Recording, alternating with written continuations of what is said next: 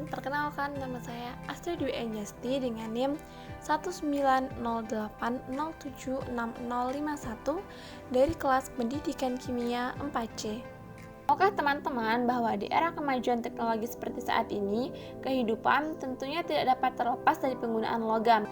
Pada umumnya, logam mudah mengalami oksidasi, sehingga peralatan yang terbuat dari logam akan cepat mengalami korosi atau perkaratan. Korosi dapat terjadi sebagai akibat dari adanya reaksi elektrokimia antara logam dengan lingkungannya, yang mengakibatkan terjadinya penurunan mutu logam tersebut. Misalnya, logam akan menjadi rapuh, kasar, dan mudah hancur. Peristiwa korosi sulit dicegah teman-teman, tetapi dapat kita hambat dengan beberapa cara berikut, seperti mengecat, melumuri dengan minyak atau gemuk, pembalutan dengan plastik, tin plating, galvanisasi, pengorbanan anoda, dan mengatur kelembapan udara. Tahukah teman-teman bahwa tingginya minat masyarakat terhadap kopi membuat produksi kopi di Indonesia semakin meningkat? Berdasarkan data dari US National Coffee Association atau USNCA tentang Top 10 Coffee Producing Countries 1999 menyebutkan bahwa Indonesia mampu memproduksi lebih dari 400.000 ton kopi per tahunnya. Sangat besar bukan? Nah, dari berbagai penelitian yang telah dilakukan, kopi dapat digunakan sebagai inhibitor alami untuk korosi. Kopi mengandung kafein, yakni alkaloid yang mempunyai cincin purin dan merupakan derivat dari methylxanthine.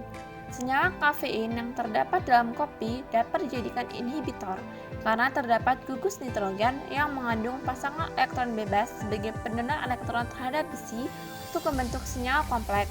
Untuk mengetahui bagaimana cara kerja kopi sebagai agen inhibitor korosi pada besi, mari kita lakukan percobaan berikut. Untuk memulai percobaan ini, kita membutuhkan beberapa alat dan bahan. Alat yang kita butuhkan antara lain, alat pertama yang kita butuhkan adalah 4 buah paku yang tidak berkarat, lalu ada sendok makan, gelas bening sebanyak 2 buah, lalu ada mangkuk, teflon, saringan, tisu sebagai pengganti dari kertas saring, lumpang dan alu. Selain itu, kita juga membutuhkan kompor. Sedangkan untuk bahan yang kita butuhkan adalah yang pertama dan paling utama adalah biji kopi. Apabila teman-teman memiliki bubuk kopi di rumah, itu akan lebih praktis. Selain itu, kita membutuhkan garam halus, lalu ada air sebanyak 40 ml, dan terakhir kita membutuhkan alkohol 70%. Langkah awal yang akan kita lakukan adalah melakukan roasting terhadap biji kopi. Roasting kita lakukan dengan cara menyangkainya. Kopi kita roasting dengan menggunakan kompor dengan api kecil.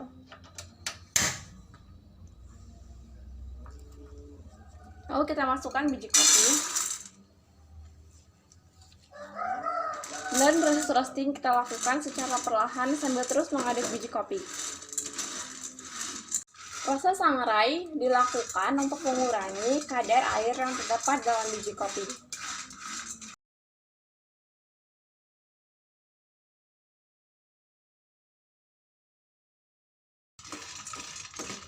Setelah proses sangrai selesai dilakukan, langkah selanjutnya adalah kita akan melakukan proses penumbukan dari biji kopi ini. Untuk sobat kimia di rumah, sebelum kita melakukan penumbukan pada biji kopi, terlebih dahulu kita melakukan proses pendinginan pada biji kopi tersebut.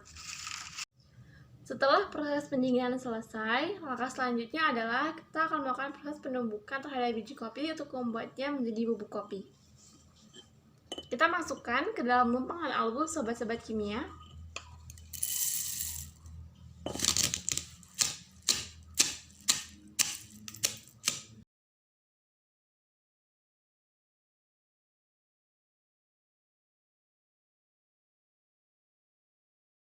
Setelah proses penumbukan selesai, langkah selanjutnya adalah kita akan menyaring biji kopi yang telah ditumbuk. Kita lakukan proses penyaringan terhadap biji kopi.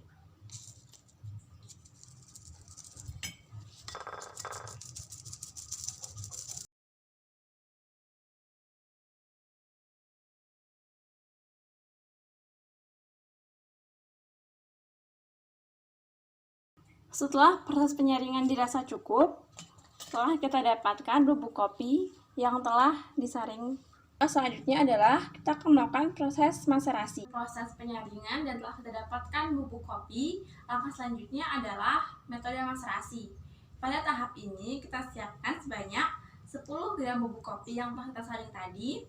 Kita juga siapkan yakni larutan alkohol 70% sebesar 50 ml. Kita tuang larutan alkohol ke dalam bubuk kopi.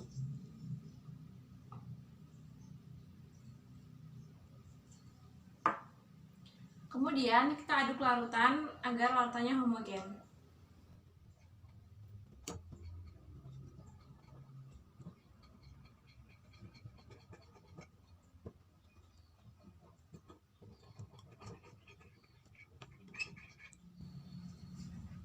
Setelah dirasa homogen, kita tutup.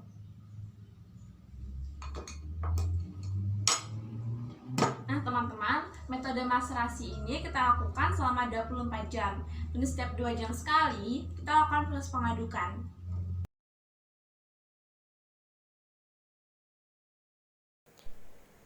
Setiap 2 jam sekali dilakukan proses pengadukan terhadap maserasi kopi.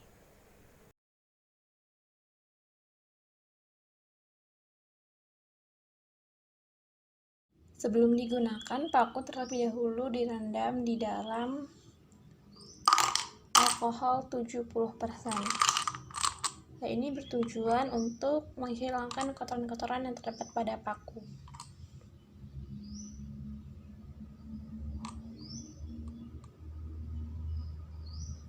Lalu rendam selama beberapa saat. Setelah dilakukan proses perendaman terhadap paku dalam alkohol, kemudian dilakukan pengeringan dengan menggunakan tisu hingga paku benar-benar kering. Setelah itu, paku ini dapat kita gunakan dalam proses percobaan.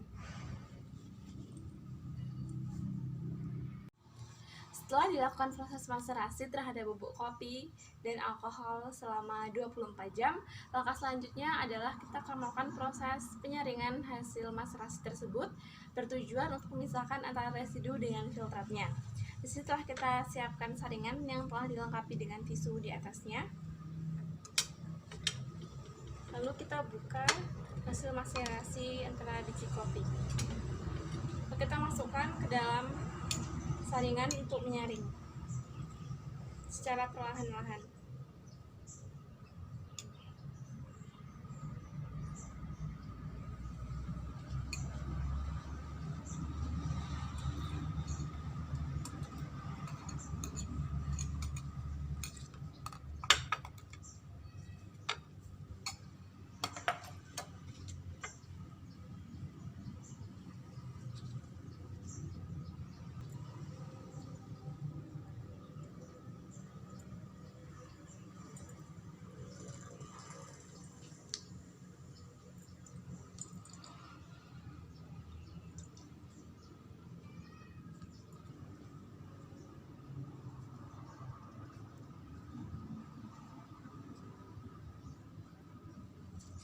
Setelah proses penyaringan, telah kita dapatkan hasil saringan dari biji kopi. Lalu di sini kita telah memiliki 4 buah paku yang tidak berkarat. Kita akan beri 2 perlakuan berbeda terhadap paku tersebut, di mana 2 buah paku akan kita rendam ke dalam hasil saringan bubuk kopi tadi, sedangkan 2 paku lagi tidak kita beri perlakuan apapun. 2 paku ini akan kita rendam ke dalam hasil maserasi terhadap bubuk kopi dan alkohol selama 12 jam.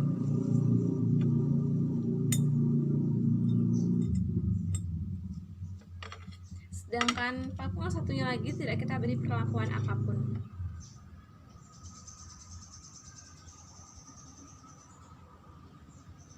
Setelah proses perendaman paku ke dalam hasil maserasi biji kopi, di sini telah kita dapatkan 2 jenis paku yang berbeda, yakni paku yang pertama yang telah telah kita rendam ke dalam biji kopi selama 12 jam, sedangkan paku yang kedua tidak kita beri perlakuan apapun.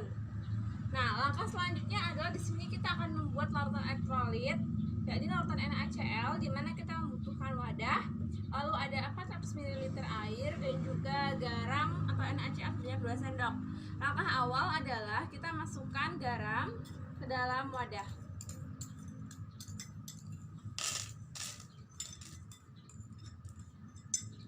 Langkah selanjutnya adalah kita masukkan 400 ml air ke dalam wadah yang berisi garam.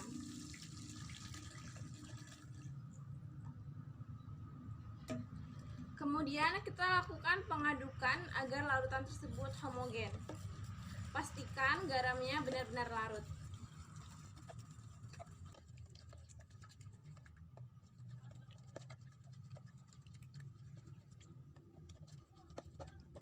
Setelah larutan garam larut, di sini telah kita sediakan yakni 2 buah gelas bening yang telah kita beri label A dan label B. Di mana langkah selanjutnya adalah kita menuangkan masing-masing ke dalam gelas bening berlabel A dan B sebanyak 200 ml larutan elektrolit yang telah kita buat.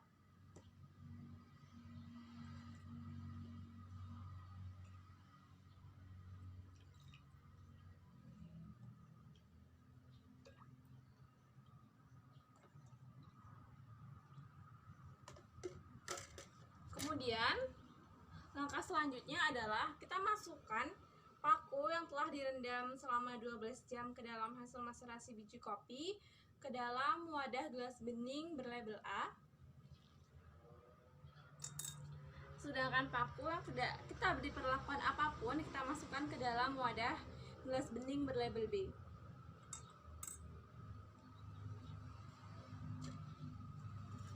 Lalu setelah ini kita lakukan proses pengamatan terhadap kedua gelas bening ini selama 5 hari.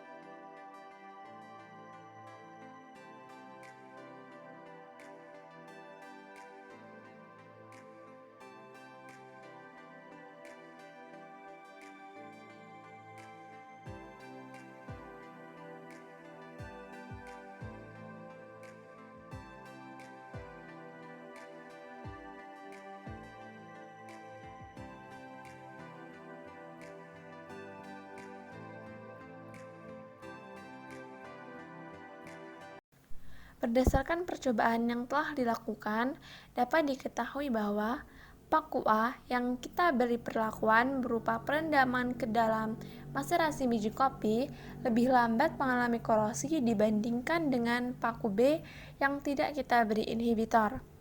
Dari percobaan ini dapat disimpulkan bahwa penambahan inhibitor berupa biji kopi ternyata dapat membuat paku lebih lambat dalam mengalami korosi. Hal ini karena dalam biji kopi mengandung kafein.